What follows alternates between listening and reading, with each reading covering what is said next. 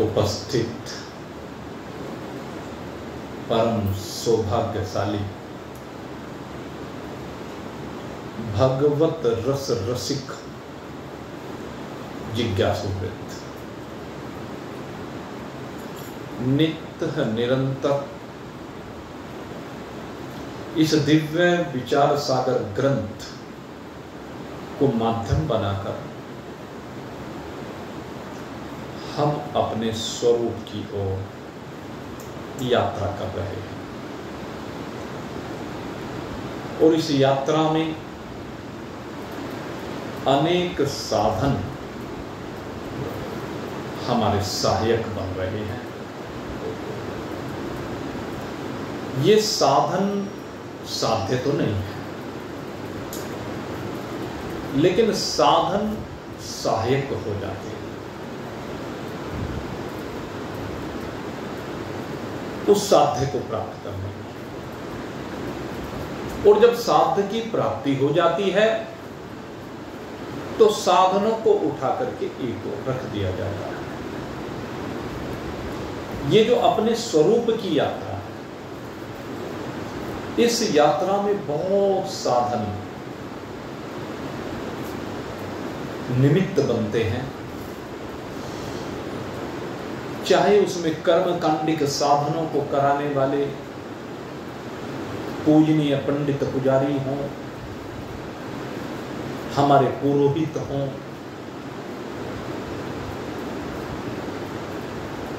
या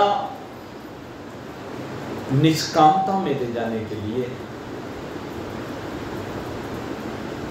परोपकार की भावना को हृदय में जागृत करने के लिए कोई संत हो, उपासना कराने के लिए कोई सगुण साकार का मंत्र देने वाला हो, या निर्गुण निराकार के स्वरूप की चर्चा करने वाला हो,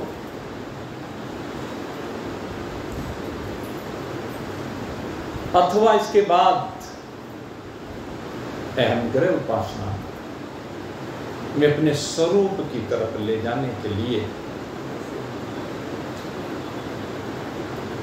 स्वाध्याय एवं सत्संग के माध्यम से श्रवण हो, मनन हो या निधिध्यासन हो,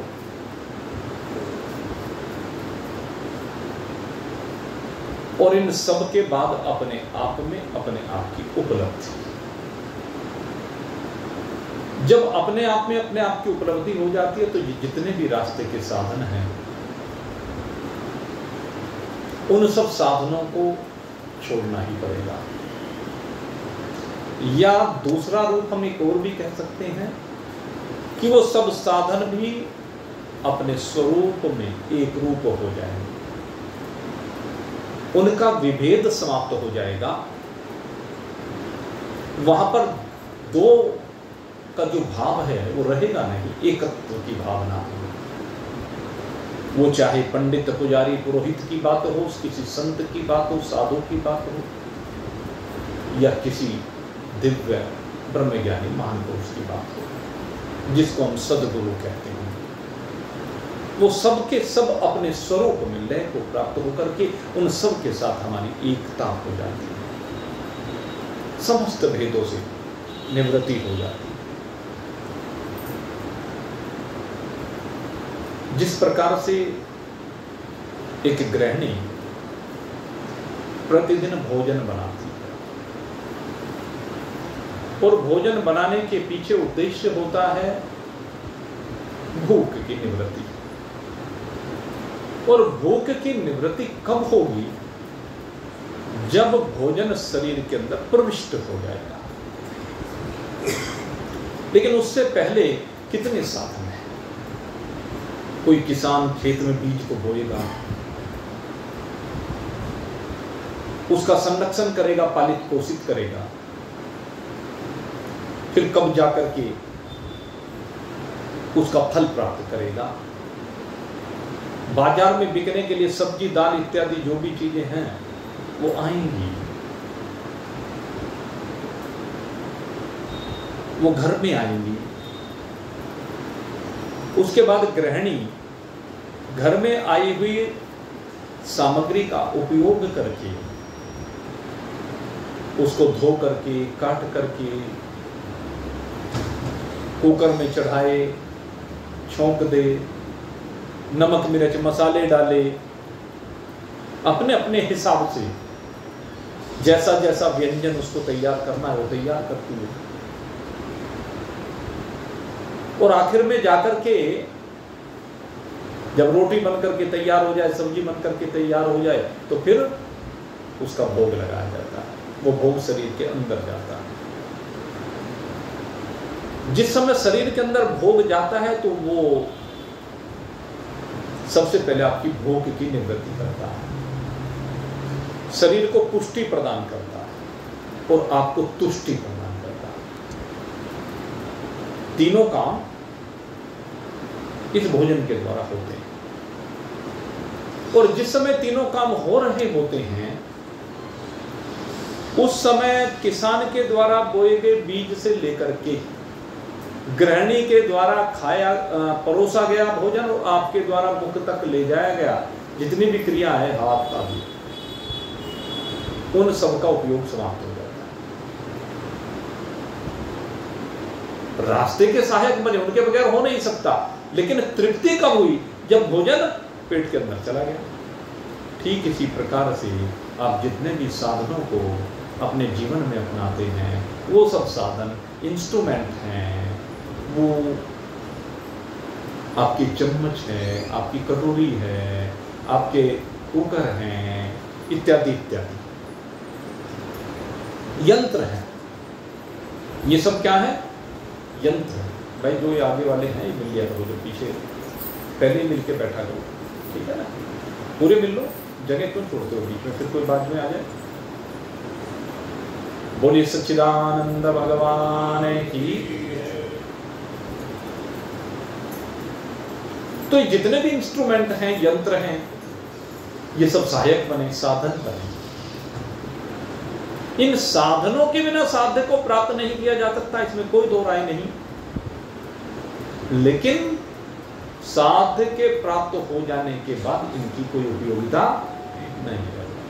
तो ब्रह्म ज्ञान में यही बात कही जाती है। लेकिन उस ब्रह्म ज्ञान तक पहुंचने के लिए ये विचार सागर जैसे दिव्य ग्रंथ को सदगुरु के मुखारविंद से श्रवित युक्ति, उनका अनुभव, उसके आधार पर आप ग्रहण करें तो इस पुष्टि, तुष्टि और तृप्ति, इन तीनों का अनुभव किया जाता है। सद्गुरु भी एक माध्यम है, सद्गुरु भी एक साधन है। और ब्रह्म ज्ञान होने के बाद फिर सद्गुरु का उपयोग भी नहीं करता। लेकिन एक आस्था है, एक परंपरा है, एक मर्यादा है, वो सदा बनी रहती है और बनी रहनी चाहिए। ये व्यवहारिक पक्ष है। तो खैर इन्हीं साधनों की हम चर्चा कर रहे थे और चर्चा करते करते विचार सागर हमें अष्टांग योग की ओर ले आए। और जब हम अष्टांग योग की ओर बढ़े तो सबसे पहले अष्टांग योग के प्रयोजन को बताया। अष्टांग योग का जो प्रयोजन है वो है क्या? और आज इस अष्टांग योग के संदर्भ में मैं जानबूझ करके और भी चर्चा करना चाहता हूं, क्योंकि ये हमारे राष्ट्र की धरोहर है, ये हमारे शास्त्र का आधार है। जितने भी हमारे शास्त्र लिखे गए, जितने भी भगवान ने ज्ञान प्रदान किए, जिनको आगे महान पुरुषों ने हमारे सन्मुख परोसा, उन सब में कहीं ना कहीं योग छिपा हुआ। और इन योग में अगर यदि योग के दृष्टिकोण से हम गीता जी को देखें तो गीता जी में तो सारा ही योग है। गीता का योग विषाद से प्रारंभ होता है। हम सबका योग भी विषाद से प्रारंभ हुआ, क्योंकि जीवन में सबके विषाद हैं, सबके जीवन में समस्याएं हैं, सबका जीवन भ्रांत है, संशयग्रस्त है, चित्त उलझा पड़ा है, चित्त भ्रमित हो रहा है, चित्त दौड़ रहा है, चित्त से असंख्य लहरें प्रवाहित हो गई। इसी को कहते हैं विषाद। जब आपके चित्त से अनेक लहरें प्रवाहित हों, अलग अलग दिशा में प्रवाहित हों, न जाने कितनी दिशाएं, सब भटकी हुई दिशाएं, पता नहीं कहां जाना है, इसको भ्रांत कहते हैं, भ्रांत चित्त। और जब चित्त भ्रांत होता है तो इसी को विषाद कहते हैं, इसी से आपको कष्ट होता है, यही आपके जीवन में प्रतिकूलताएं परोसी जाती है। तो सबसे पहला योग है हमारा विषाद योग। और जीवन में जब विषाद होता है, ये जीव परेशान हो जाता है इस मनुष्य शरीर में यात्रा करते हुए, ऐसी विषद परिस्थितियां पैदा हो जाती हैं कि उसका दिमाग काम करना बंद कर देता है। जिस समय उसका दिमाग काम करना बंद करता है, उसी समय से योग की दिशा बदलने प्रारंभ हो। कैसे बदली जाती है? जब उसका दिमाग काम नहीं करता तो वो दूसरे की शरण में जाता है, और दूसरे की शरण में जाकर के सरेंडर करता है, या राय लेता है। दोनों चीजें, किसी से राय लेता है समस्या के समाधान के लिए, या समर्पण कर देता है। अर्जुन को विषाद हुआ परिजनों को देखकर, इसलिए अर्जुन विषाद योग नाम का पहला अर्थ है। मोह से ग्रस्त, सबसे ज्यादा उसके जीवन में क्या आया? मोह। किनके प्रति? जो परिजन है, जो परिवार के बुजुर्ग हैं, जो परिवार के साथ चलने वाले साथी हैं, या जो परिवार में बच्चे हैं, यही तो होता है परिवार में। उन सबको देखा कि तो सब लड़ने मरने के लिए तैयार हैं, मरने मारने के लिए तैयार हैं, सबको देखा। सबको देख करके अर्जुन को हारे, ये जो युद्ध हम लड़ रहे हैं, इसका परिणाम क्या होगा? अर्जुन यहां पर हमें शिक्षा दे रहा है कि हम जरा सा चिंतन करें कि जो हम कह रहे हैं, जो हम कर रहे हैं या करने जा रहे हैं, जरा उसके परिणाम के बारे में एक बार सोचो। समझदारी इसी को कहते हैं। कई लोग होते हैं जल्दबाजी में बस जो जी मैं कर दिया, करना है या नहीं करना है इसको सोचते नहीं। इसका क्या प्रभाव समाज के ऊपर पड़ेगा, परिवार के ऊपर पड़ेगा, मेरे ऊपर पड़ेगा, ये चिंतन नहीं होता।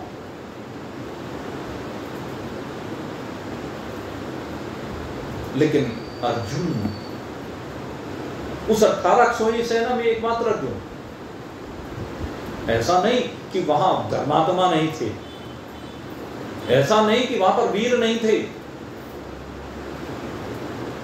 वहां एक से बढ़कर के धर्मात्मा था, एक से कर्तव्यनिष्ठ था, बहुत तरह के प्राणी उसमें थे। लेकिन अर्जुन ने ही क्यों चिंतन किया?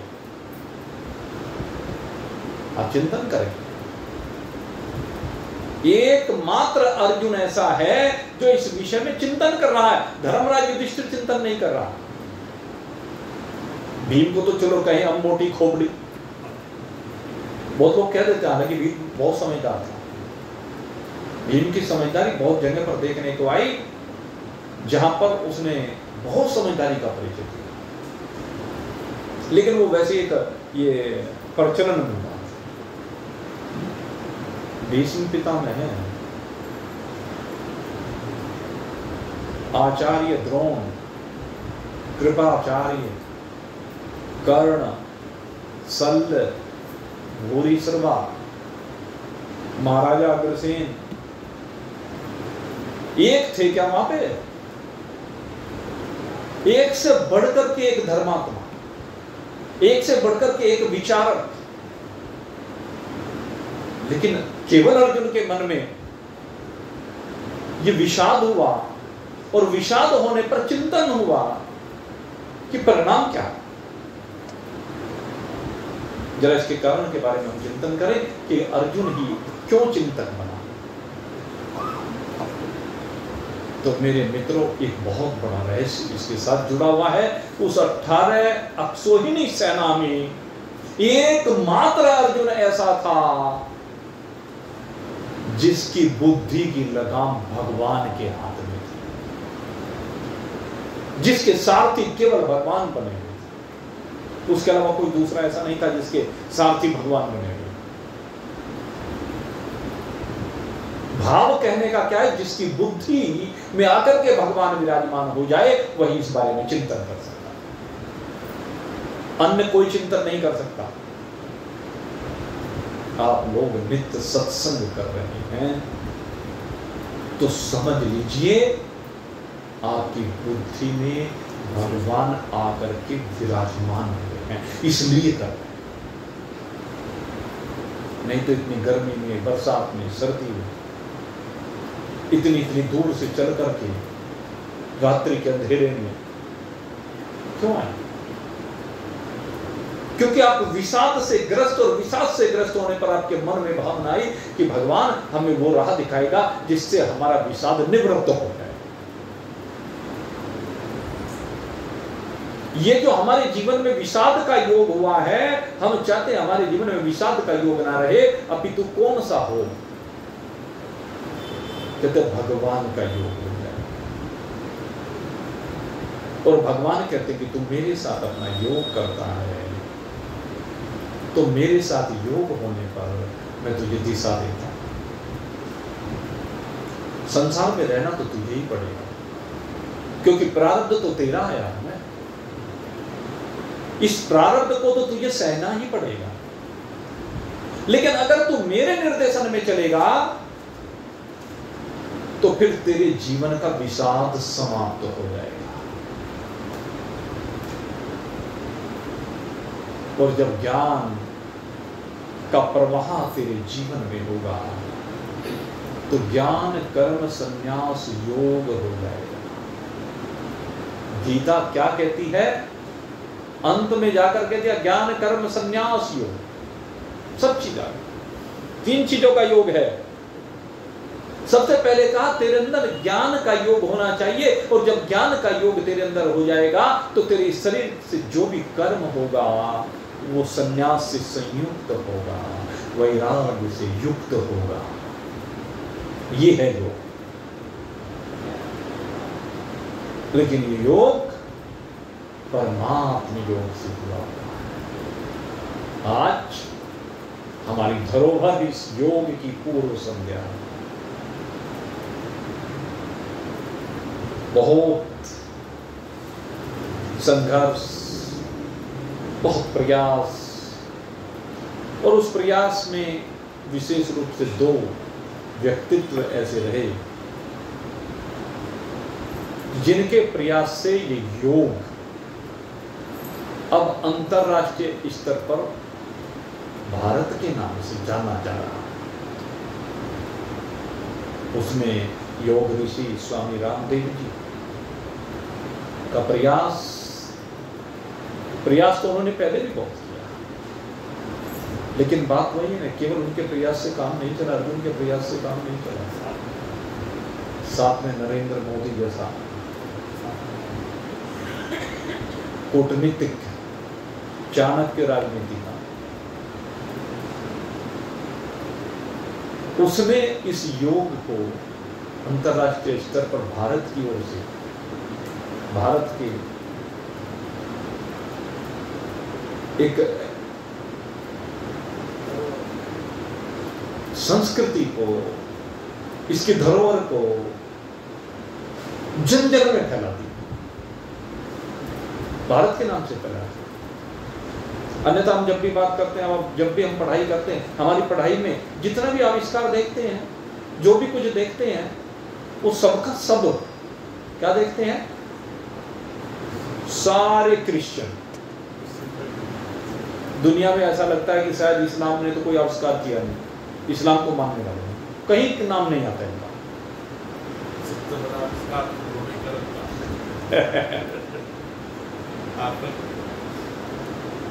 आप जहां भी देखेंगे, जितने भी नाम देखेंगे, सारे अंग्रेज देखने को मिलते हैं। आप जितनी भी वस्तुएं इस्तेमाल में ले रहे हैं रोज, उनके आविष्कार फलाना फलाना फलाना। और ये भी एक राजनीति, हकीकत ये नहीं है।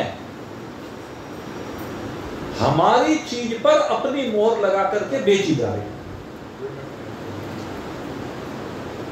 हमारी चीज पर अपनी मोहर लगा रहे हैं। आज वो प्रमाणित करते हैं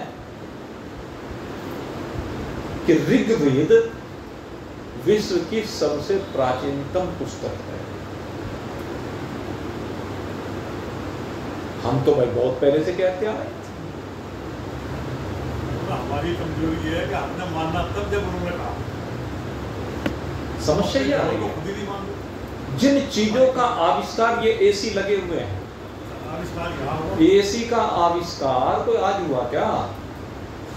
प्राकृतिक तरीके से एसी का आविष्कार हमारे यहां बहुत पहले हो गया। आप आर्टिफिशियल, ये तो आर्टिफिशियल है, वो नेचुरल है। ऐसे ऐसे साधन हुआ करते थे, राजमहल इस प्रकार से बनाए जाते थे, उनके अंदर गर्मी में भी बिल्कुल ठंडी हवा आया करती थी।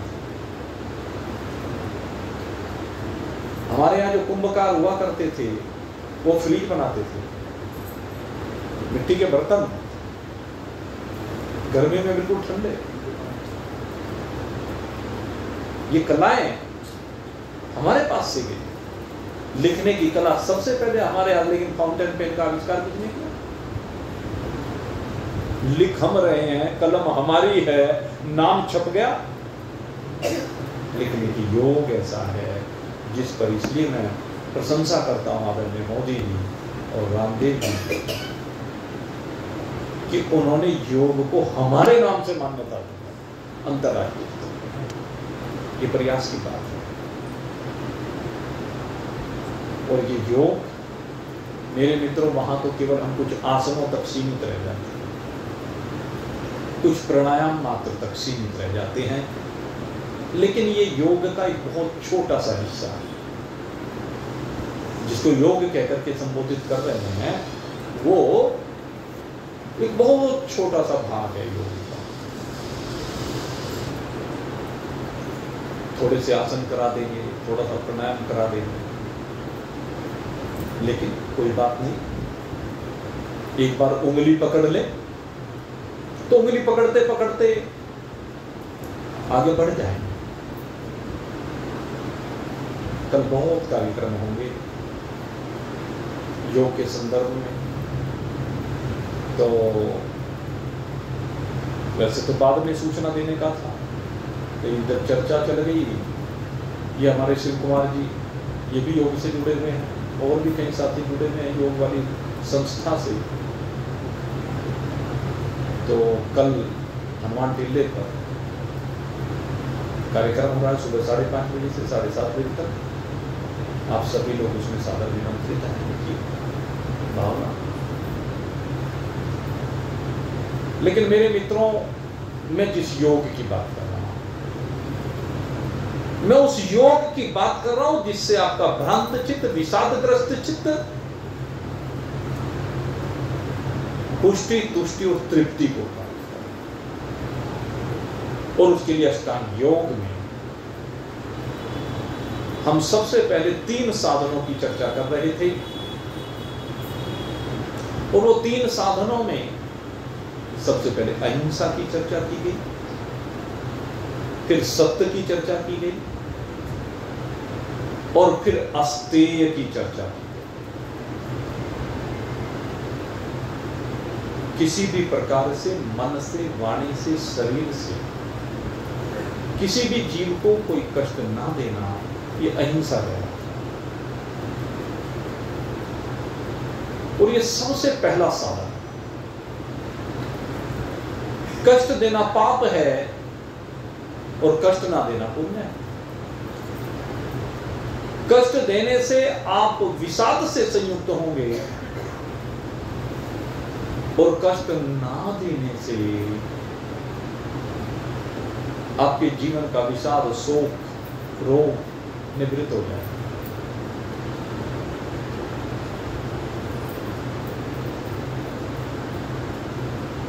जीवन पूर्णतः सत्य पर आधारित होना चाहिए। इंद्रियों के द्वारा जैसा देखा गया, सुना गया, समझा गया, उसको उसी प्रकार से व्यक्त कर देना, लेकिन मधुर रूप में व्यक्त कर देना, यह भी ध्यान रखना। कटु रूप में नहीं, प्रताड़ना के रूप में नहीं,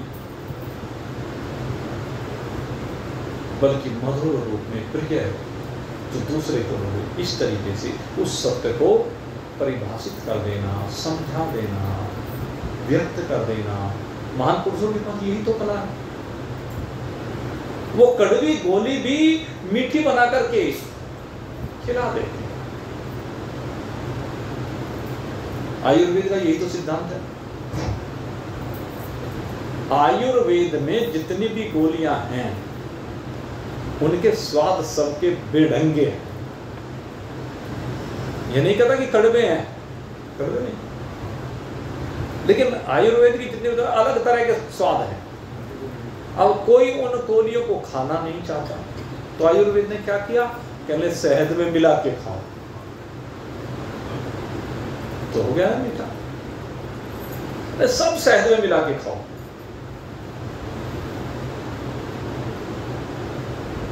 तो यही बात है, आप सत्य को प्रस्तुत करें, लेकिन उसे मिश्री मिला करके प्रस्तुत करें।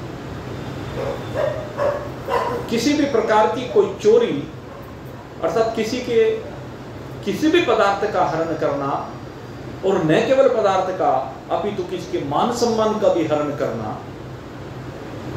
किसी की योग्यता का हनन करना, पात्र होने पर उसे सम्मान ना देना, यह भी चोरी के अंतर्गत आता है। दूसरे का श्रेय स्वयं ले लेना, काम दूसरे ने किया और अपना बना करके प्रस्तुत कर देना, यह भी चोरी है। वस्तुओं का हेरा फेरी वो तो चोरी है ही, लेकिन ये चीजें भी चोरी के अंतर्गत आती है। बात को आप संक्षेप में समझें। अब हम चौथे यम की बात करते हैं। इन तीनों की चर्चा तो हम पहले सत्संग में कर चुके हैं। चौथा जो यम है वो ब्रह्मचर्य है, और ये यम किसी भी साधक के लिए सबसे महत्वपूर्ण।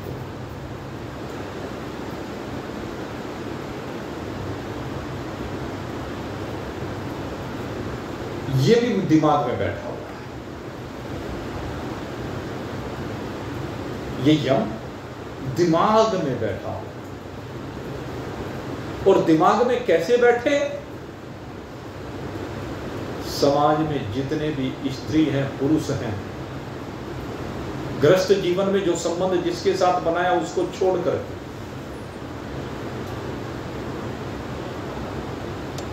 सब में दृष्टि कैसी, अंदर कोई दुर्भावना का तो संचार नहीं हो रहा है।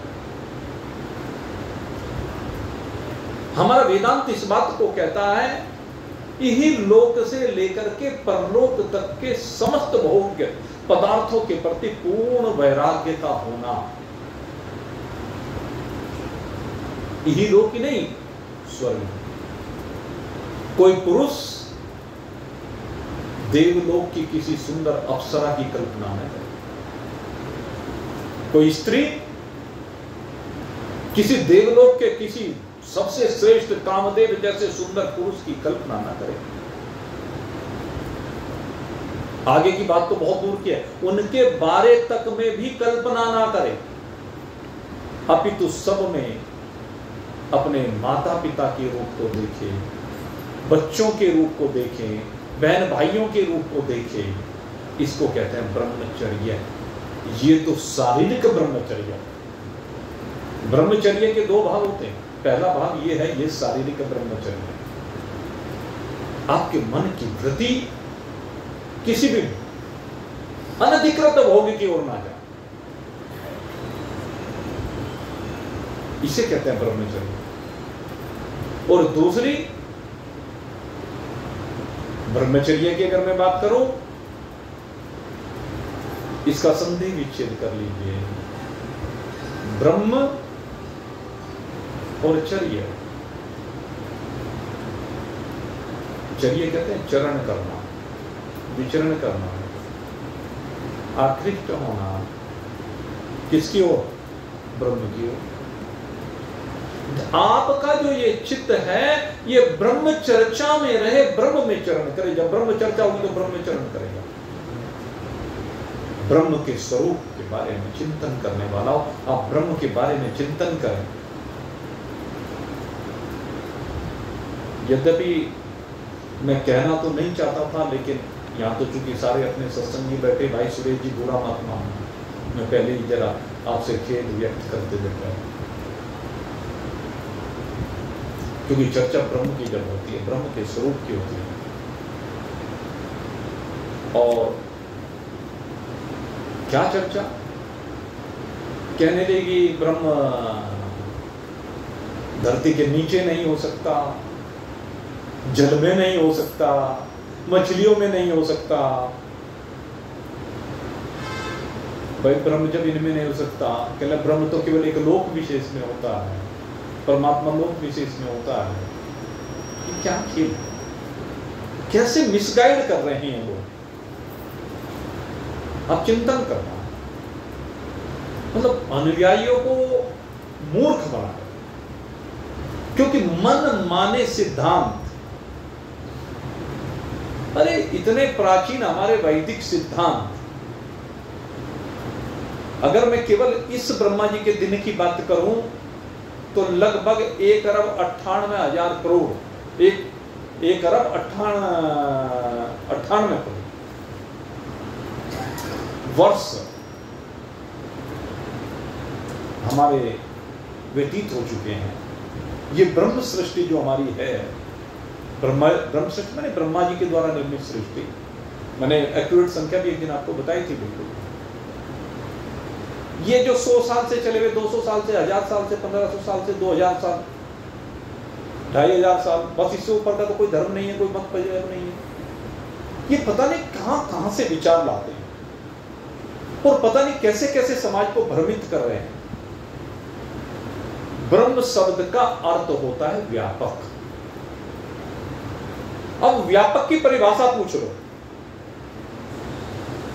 जिसे आपने एक स्थान विशेष में सीमित कर दिया, वो अखंड कैसे हो गया?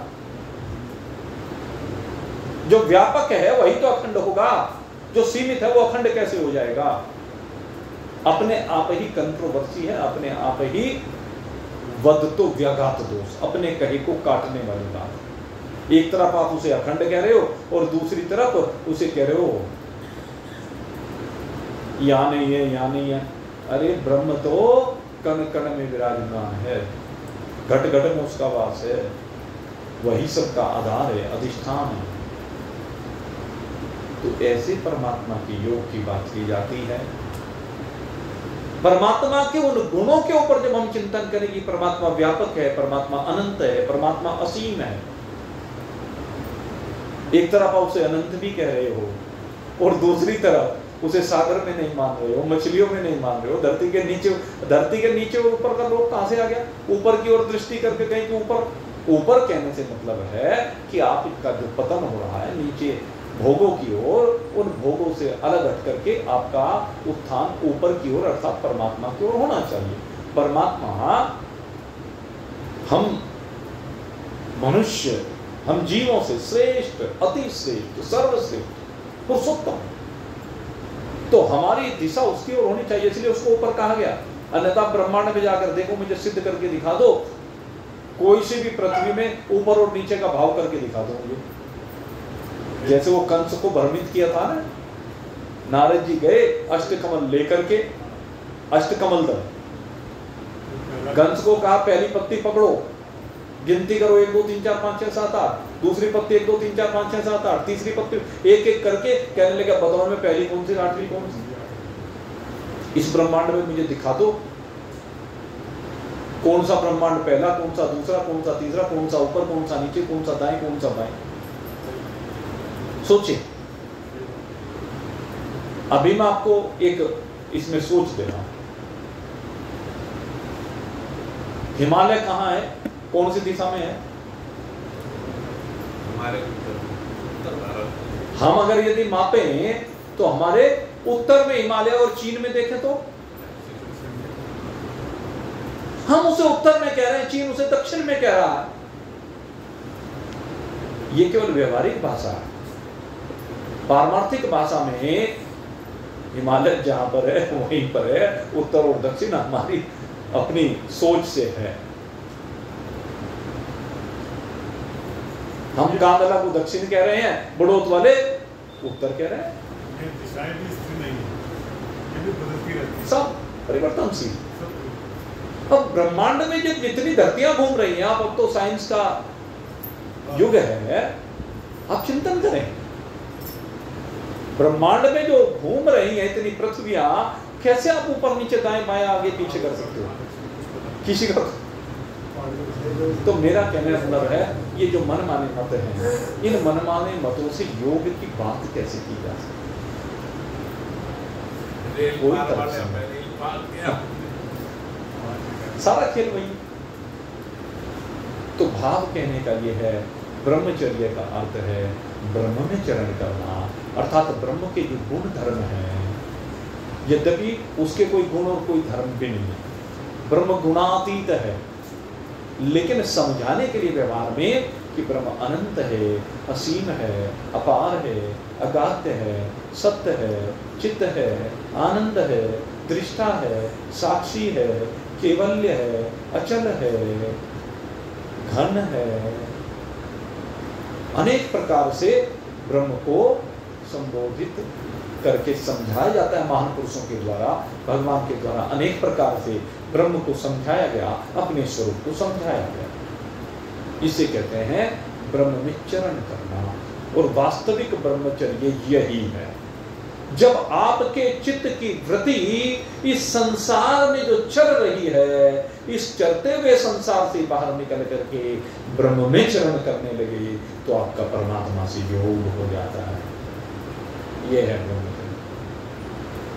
और 5वें यम की अगर हम बात करते हैं तो वह अपरिग्रह है।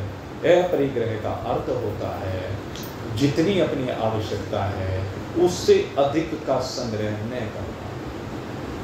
जितनी आवश्यकता है, परमात्मा ने जितना प्रसाद तुझे भेजा है उसको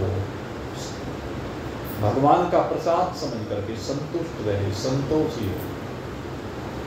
नवदा भक्ति में 8वां सूत्र यही है, 8 जथा लाभ संतोषा, सपना नहीं देखे पर भरोसा।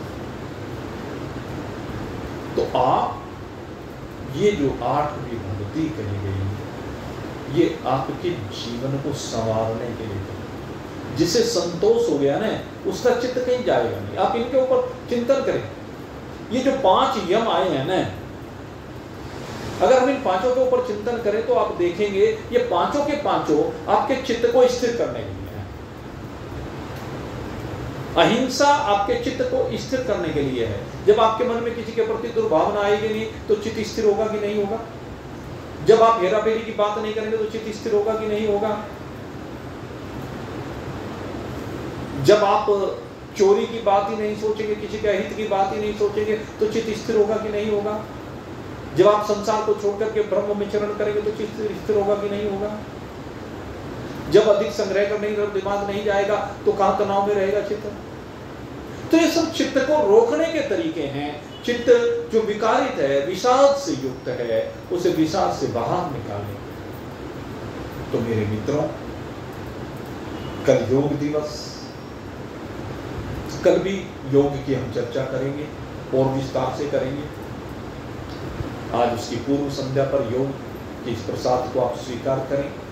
ये विचार सागर का प्रसाद है और परमात्मा योग से संयुक्त होकर के अपने जीवन को जीवित जीवन बनाएं। आप सबके लिए बहुत बहुत शुभकामना करते हुए आज यहीं पर इसी समय सत्संग को विश्राम दे रहा हूं। बोलिए सच्चिदानंद।